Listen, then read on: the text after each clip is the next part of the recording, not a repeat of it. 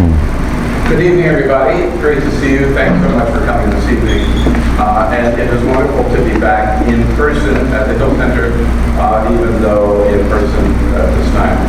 We did this way 6 months ago, but we're back wearing masks, so thank you for observing that. Welcome to all of you, and welcome to David Rubenstein. David, it's wonderful to see you for your first visit to the Hill Center. You honor us by being here. And I want to congratulate you on his latest three books, I believe, The American Experiment, Dialogues on a Dream. The book is just out yesterday, so it is from hot off the press. And it is a wonderful collection of interviews and conversations with some of the most interesting and important people in America, and all of them, their reflections on the American dream. Is it still alive today? What it means to be an American today? What are the challenges facing America? I've had a chance in the last few days to read many interviews. I highly recommend it again. East City Books is here at Baltimore. Afterwards. So David, I watched your interview this morning. I'm watching your post. It's just a good friend. And it was, I was very interested to see that David had both things in mind that I had in mind. One was about the book, and two was about you, because of all the interesting people in the book, I think you're as interesting, if not more interesting than that are here. So David started with the book. I'd like to get to start a little bit about talking about David.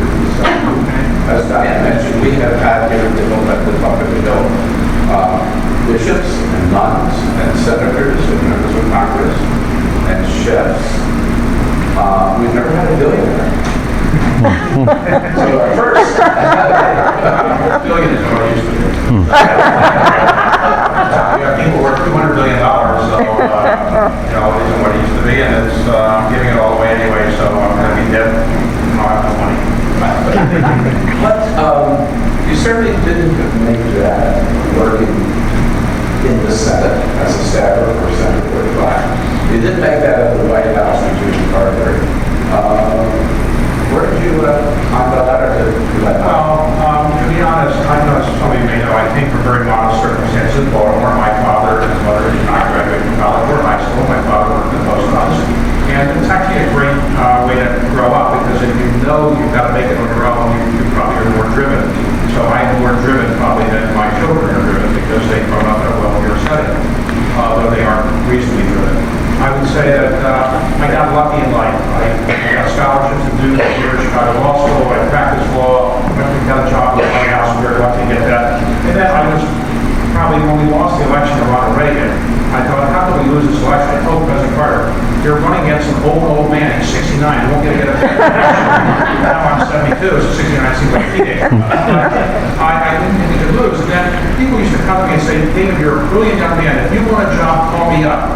Well, I said I'm going to be here the second term. I'm going to be the senior investigating advisor the second term, so why would I want a job? Then I decided when we lost the election, I better call these people up because I needed a job. And none of them ever called me back because, who wants a person out of power? Who cares what the Carter administration is thinking when Reagan's not president? So I think it took me 6 months to find a job because nobody wanted to hire, a Carter White House aide.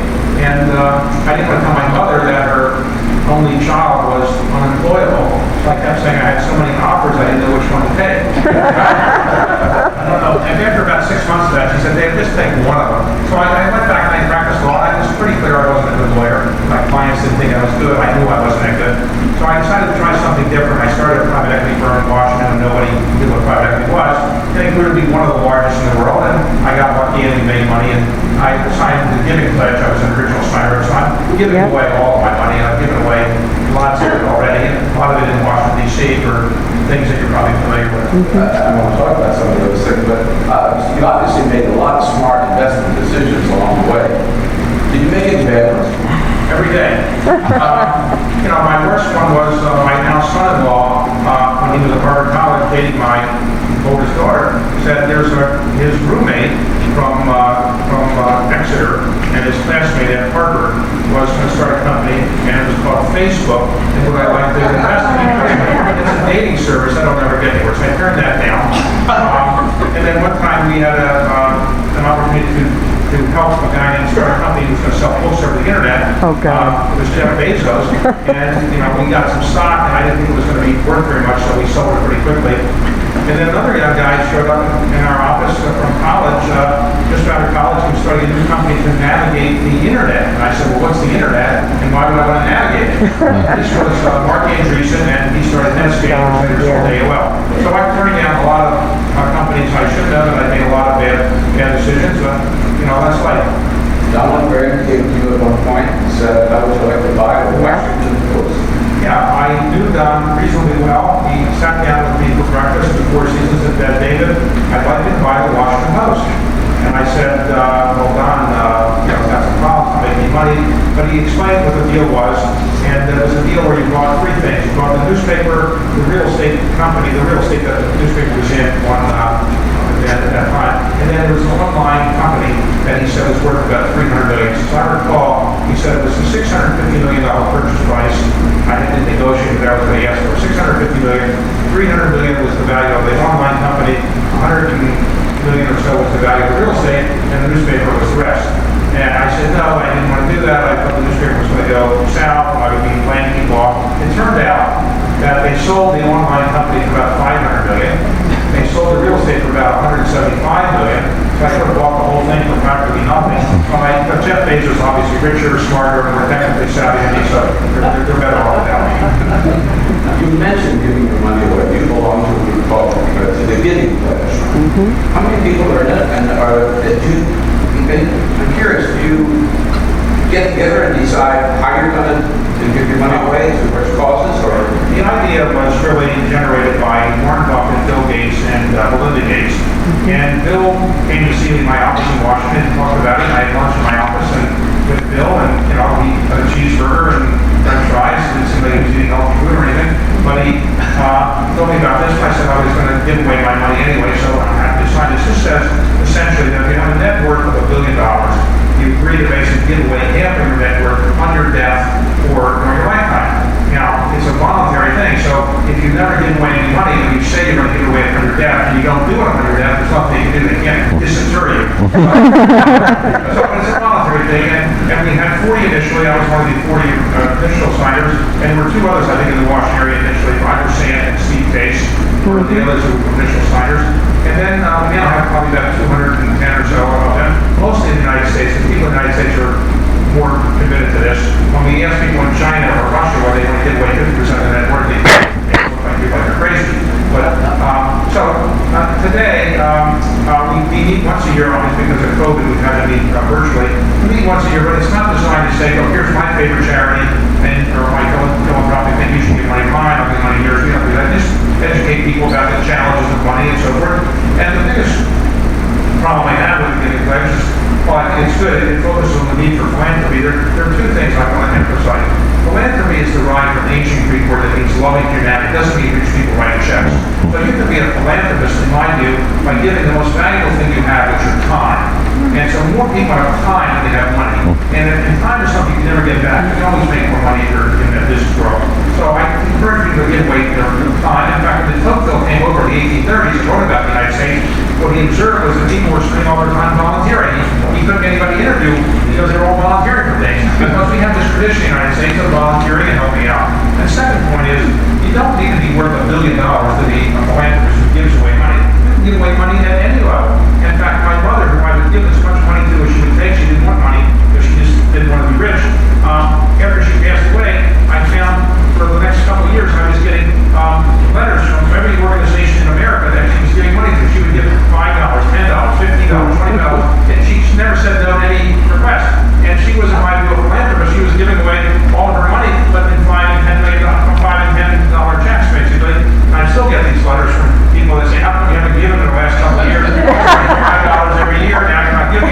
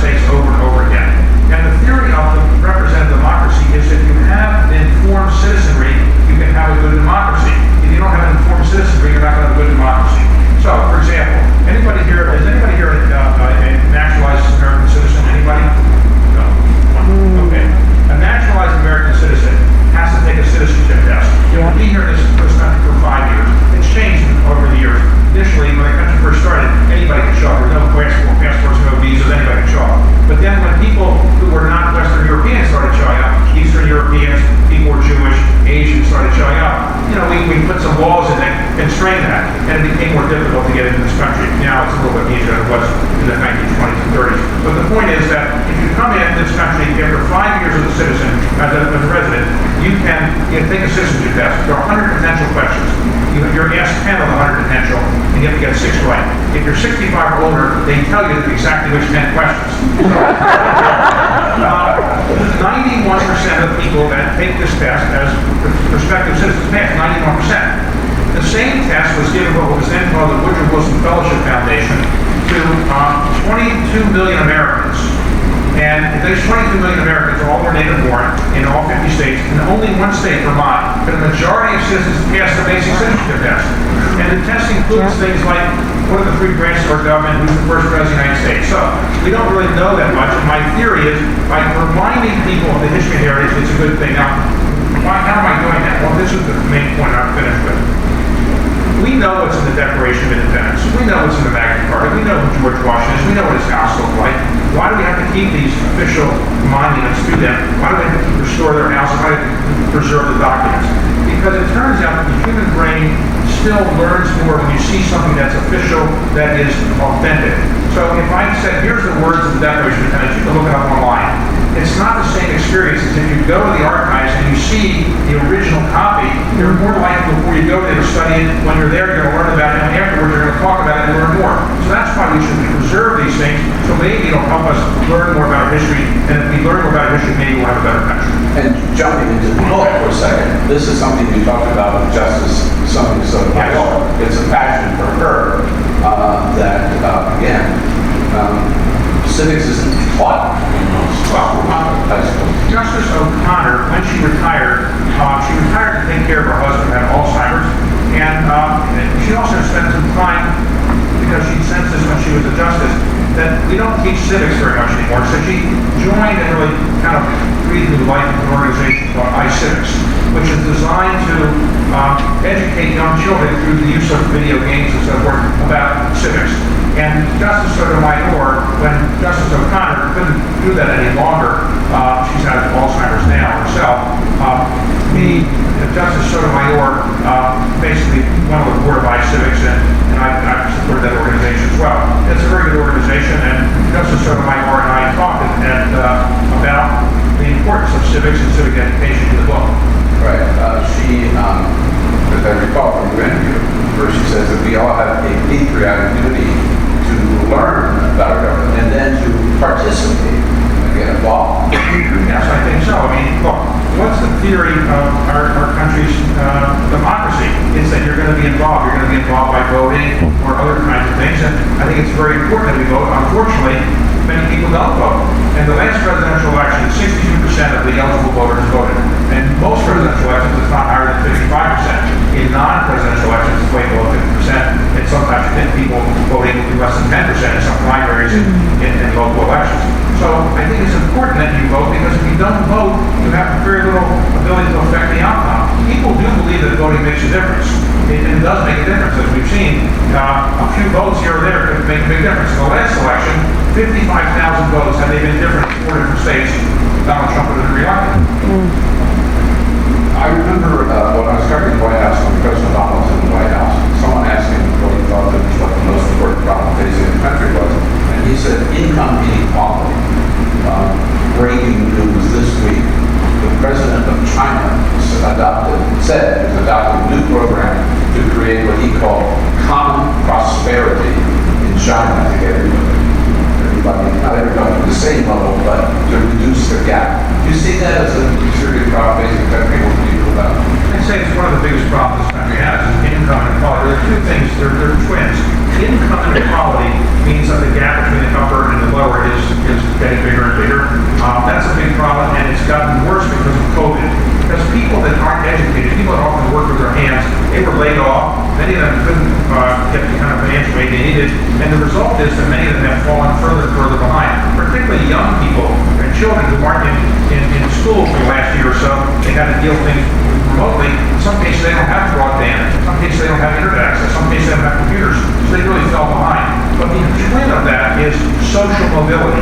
Now, I believe as a young boy growing up in a modest income family that the American dream really existed. I could work hard to get to the top. Many people don't believe that anymore. born in this country. The American dream, ironically, is something that people from overseas believe more, and they come here for that reason. There are 46 million people in this country who have immigrated. They didn't come here because they thought there was no American dream. They thought if they came here, they'd have a great chance to do better than they are in their own country.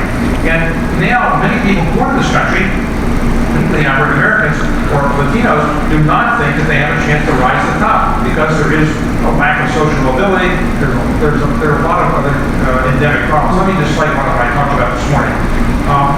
Right now, 14% of the people in this country, adults, are functionally illiterate. They can't read past the fourth grade level. If you can't read past the fourth grade level, you have no chance of really rising up in society.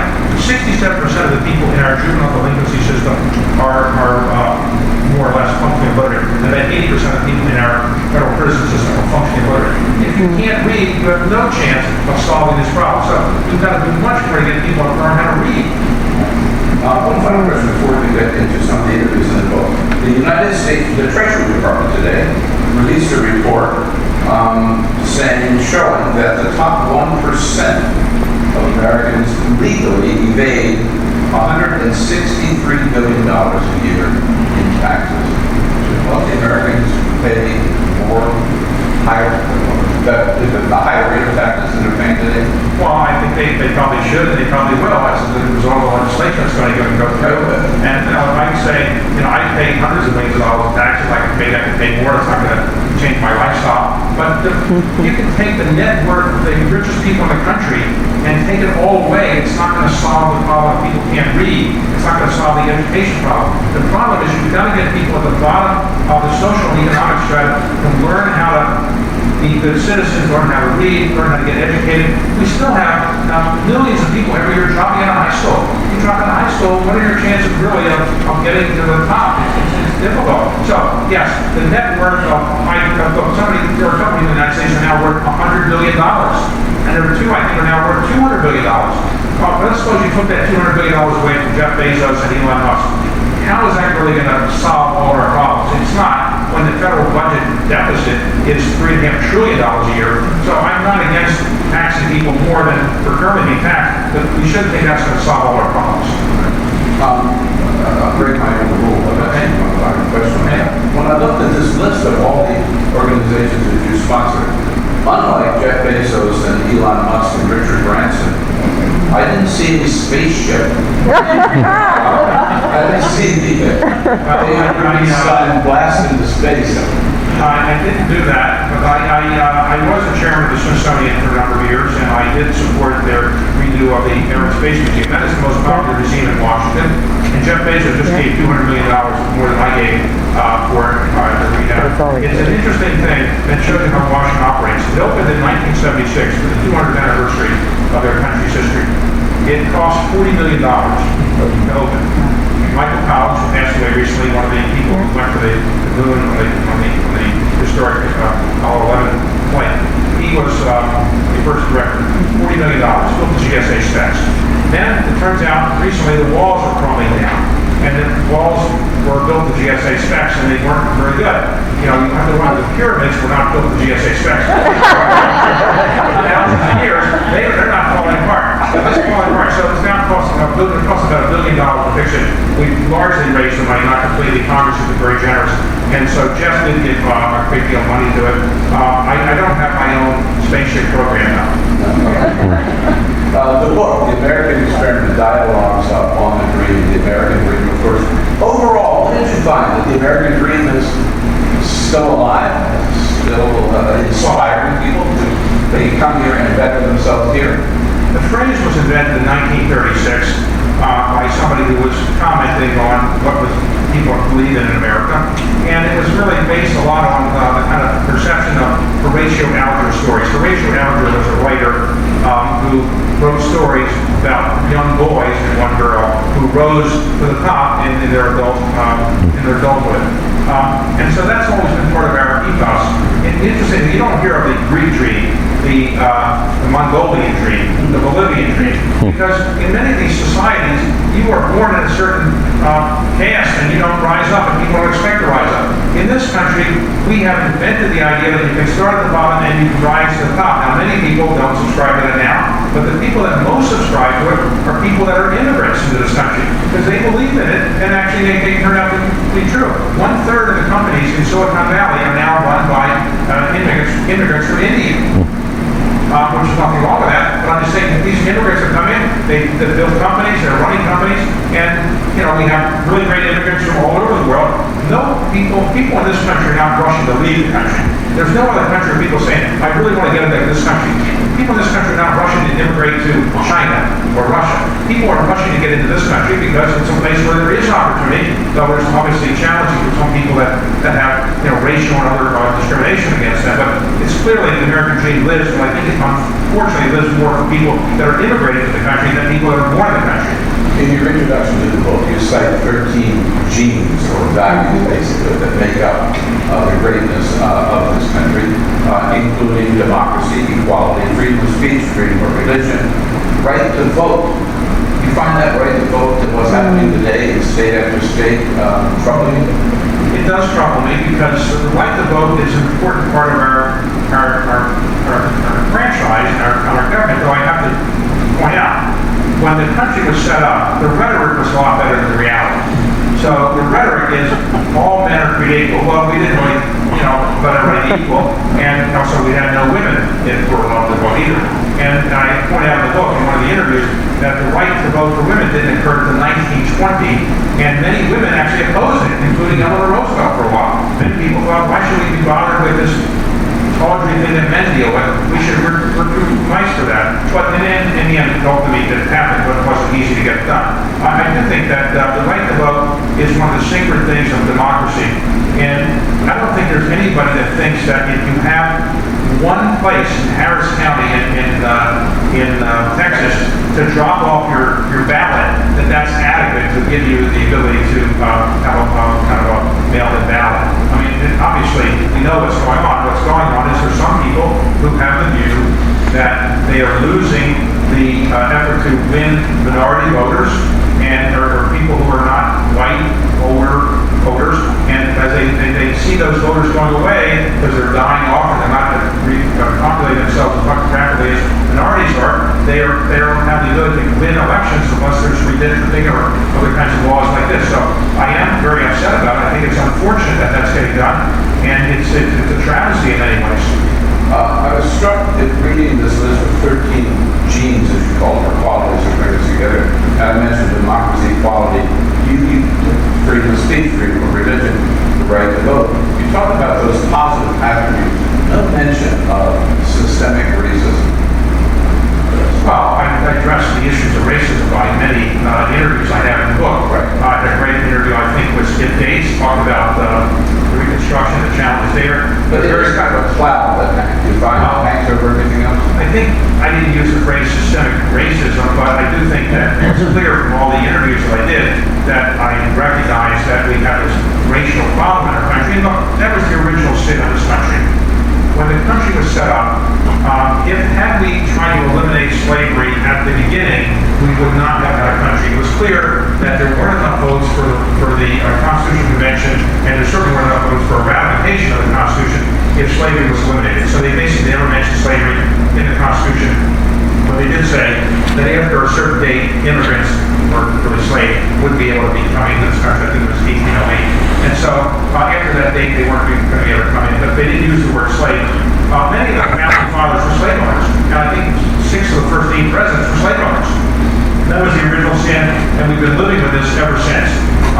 We had the Civil War, which is what I call a stress test. We had many stress tests in our democracy. The ultimate stress test was the Civil War, where 3% of the population was basically killed or lost their lives in one form or another. And I don't think we ever have gotten an ability to eliminate that racial problem. So it's throughout the book that racial tensions and racial problems and racial equities are part of our country system. Hopefully, when my grandchildren are my age, we want to basically eliminate that problem, hopefully sooner, but I don't think it's going to happen anytime soon. I mentioned some of the great Americans, including here Madeleine Albright, who has been a guest here at the Talk Hill David College, Ken Burns, people from all walks of life. 3 that I found particularly interesting. Let's start with Cal Ripken, the sports Baltimore's own Cal Ripken, who broke Lou Gehrig's record for an consecutive number of games, and the streak is. But I found it interesting when he talked to you that he basically said everybody's got a streak in their own life, and a record that they did. Yeah, he's actually a role model in many ways. He's humble. No scandals associated with him. There's no drug scandals or anything like that. No any scandals. He's a very modest person who basically played every inning for more or less 17 years. And every game he broke the record, and then he continued to play the record. And in the interview, he talks about, of course, when he broke the record, it was, like the President of the United States was there, and it was a historic kind of event. But when he played another, I guess he played another 500 games before he decided to retire. And one day, they were playing the Yankees, and they announced the starting lineup, and he's not in it. First time in 17 years, he's not in the starting lineup. The Yankees finally figured out what was going on, and everybody gave a standing applause to him because he had decided voluntarily to step down. Gehrig had some illnesses that really required him to step down. But Al Ripken is a role model, and we need more and more role models. There aren't that many role models anymore for young children. He's certainly a good role model in my view. I love what he said. His secret was you just continue to push yourself through. Well, that's true of all life. But he was a modest, unassuming person, and I didn't really know him going over to Baltimore. I really didn't know him. I did this interview of him at the Smithsonian, and pretty much what you see is what you get. He's now dedicated the rest of his life to baseball and teaching youth how to play baseball and so forth. You interviewed David Rubenstein, who wrote this incredible biography of Frederick Douglass. Again, local boy, Eastern Shore, and Baltimore, and then Washington, D.C., lived on the Hill, lived in Anacostia. Probably next to Martin Luther King Jr. had the greatest impact on civil rights in this country. Yeah, he was the greatest civil rights leader until Martin Luther King came along, and he was a man who amazingly didn't get assassinated because, in those days, people who were fighting against slavery, who were ex-slaves, they were, in many cases, they were lynched and had other kinds of bodily harm done to them. And he basically married a white woman, his second wife, and that was fairly scandalous at the time. And he might have thought that he was going to be killed for that, but he basically lived his life the way he wanted to do it. An incredible person. David Light, who's a professor at Yale, did an incredible job of going through documents that nobody had ever seen before to talk about Frederick Douglass's life. And he did spend the remainder of his life, the last number of years, here. We mentioned Sonia Sotomayor in the context of your conversation about civics and civic education. You also talked with her about the importance of immigration to this country, immigration policy. Yes. Well, immigration is really what fuels this country, and it keeps our country vibrant. For a country that's population to stay the same, a woman of childbearing age on average has to have 2.1 children. So in the United States right now, we're averaging 2.1 children for women of childbearing age.